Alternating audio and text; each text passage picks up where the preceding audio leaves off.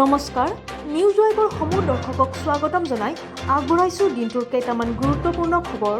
Indian premier লীগৰ নিলামৰ ইতিহাসত সৰ্বাধিক দৰত ক্ৰয় কৰা ক্ৰিকেটাৰ হিচাপে নতুন অভিলেখ গঢ়িবলৈ সক্ষম হৈছে দক্ষিণ আফ্ৰিকাৰ অলৰাউণ্ডাৰ ক্ৰিছ মৰিছ। আজি চেন্নাইত অনুষ্ঠিত হোৱা 2021 বৰ্ষৰ ইণ্ডিয়ান প্ৰিমিয়াৰ লীগৰ নিলামত 33 বৰ্ষীয় দক্ষিণ আফ্ৰিকাৰ অলৰাউণ্ডাৰ ক্ৰিছ মৰিছক 16.25 কোটি টকাত ক্ৰয় কৰে ৰাজস্থান ৰয়েলছ দলে।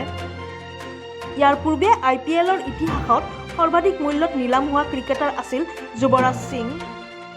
2015 চনত দিল্লী কেপিটেলছে যুৱৰাজ সিঙক 16 কোটি টকাত ক্ৰয় কৰিছিল।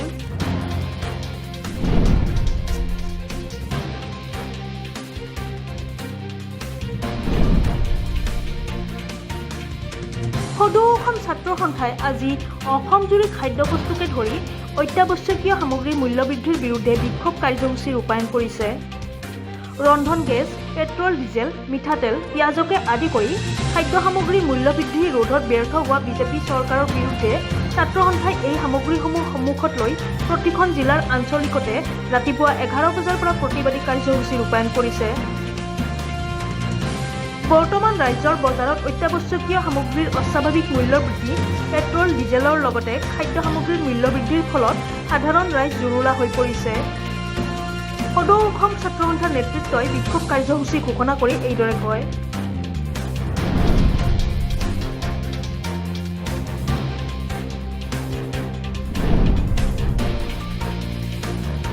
প্ৰধান শিক্ষকৰ পদ সৃষ্টি আৰু স্নাতক শিক্ষকৰ পৰা কাঢ়ি নিয়া 8,700 টকা গ্ৰেড পে ঘূৰাই দিয়াৰ দাবীত অসম ৰাজ্যিক প্ৰাথমিক শিক্ষক সন্মিলনীয়ে ঘোষণা কৰা 20 ফেব্ৰুৱাৰীত জিলা প্ৰাথমিক শিক্ষা বিষয়াৰ কাৰ্যালয় ঘেৰাও কাৰ্যসূচীক সমৰ্থন জনাইছে বৰপেটা মহকুমা প্ৰাথমিক শিক্ষক সন্মিলনীয়ে। এক বিবৃতিযোগে বৰপেটা মহকুমা প্ৰাথমিক শিক্ষক সন্মিলনীৰ সভাপতি ৰবীন দাস আৰু সাধাৰণ সম্পাদক শমছেৰ আহমেদে ৰাজ্যিক প্ৰাথমিক শিক্ষক সন্মিলনীৰ আহ্বান মৰ্মে 20 ফেব্ৰুৱাৰীত 11 বজাৰ পৰা দিনৰ 2 বজালৈ বৰপেটা জিলা প্ৰাথমিক শিক্ষা বিষয়াৰ কাৰ্যালয় ঘেৰাও কৰি অৱস্থান ধৰ্মঘট কাৰ্যসূচী সফলভাৱে ৰূপায়ণ কৰিবলৈ শিক্ষক শিক্ষয়িত্ৰীসকলক আহ্বান জনাইছে।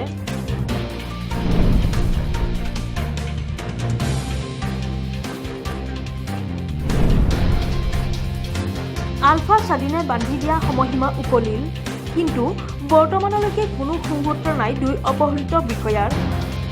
উল্লেখ্য যে কুইকৰ ৰিক 3 পৰা বিগত বৰ্ষৰ 21 ডিচেম্বৰত অপহৰণ কৰা হৈছিল 2জন বিষয়াক।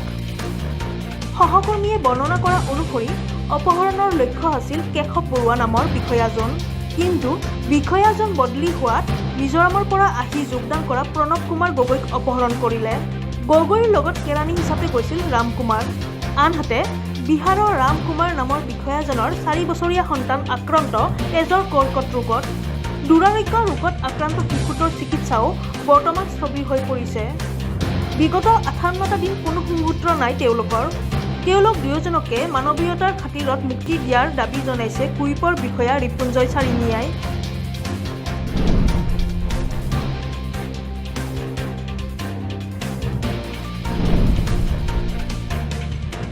চীনৰ ৰাষ্ট্ৰপতি জিনপিঙৰ শৰীৰত গণতান্ত্ৰিক হাৰ নাই বুলি মন্তব্য প্ৰকাশ কৰা আমেৰিকাৰ নৱনিৰ্বাচিত ৰাষ্ট্ৰপতি জ' বাইডেনে চীনক লৈ পুনৰ মন্তব্য কৰিছে।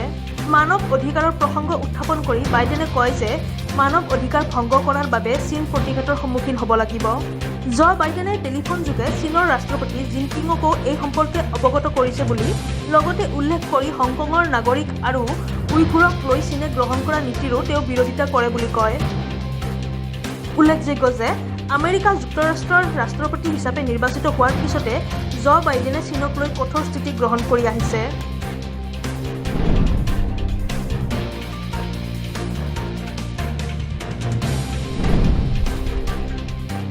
মাজুলীত দ্বিতীয়বাৰৰ বাবে একেখন দলঙৰ আধাৰশিলা স্থাপন কৰিলে বিজেপি চৰকাৰে। আজি গুৱাহাটীৰ হোটেল লিলিত এক সংবাদমেল আয়োজন কৰি ৰাজ্যসভাৰ সাংসদ তথা আঞ্চলিক গণমৰ্চাৰ সভাপতি অজিত কুমাৰ ভূঞাই চৰকাৰে দিয়া মিছা প্ৰতিশ্ৰুতি আৰু তেওঁলোকৰ মুখাবোৰ খুলি পৰিছে বুলি এই মন্তব্য প্ৰকাশ কৰে। চৰকাৰী ধনেৰে ৰাজনীতি চলাইছে, বহু কোটি কোটি টকা খৰচ কৰি মিটিঙলৈ মানুহ আনিছে, পেপাৰ টেলিভিছনত বিজ্ঞাপন প্ৰকাশ কৰিছে, কিন্তু বিৰোধী দলৰ কোনো প্ৰশ্ন উত্তৰ নাই এই চৰকাৰৰ হাতত। মোদী দুবাৰকৈ অসমলৈ আহি বিৰোধীয়ে কৰা এটা প্ৰশ্নৰো উত্তৰ নিদিলে। ক্ষোভ প্ৰকাশ কৰি অজিত ভূঞাই এইদৰে কয়। ইপিনে এইখন বিজেপি চৰকাৰে বহু প্ৰতিশ্ৰুতিৰে অসমৰ ৰাইজৰ মন ভুলাবলৈ চেষ্টা কৰি আছে বুলি দাবী কৰে ভূঞাই। এইখিনিয়ে আছিল আজিৰ দিনটোৰ গুৰুত্বপূৰ্ণ খবৰ। ধন্যবাদ।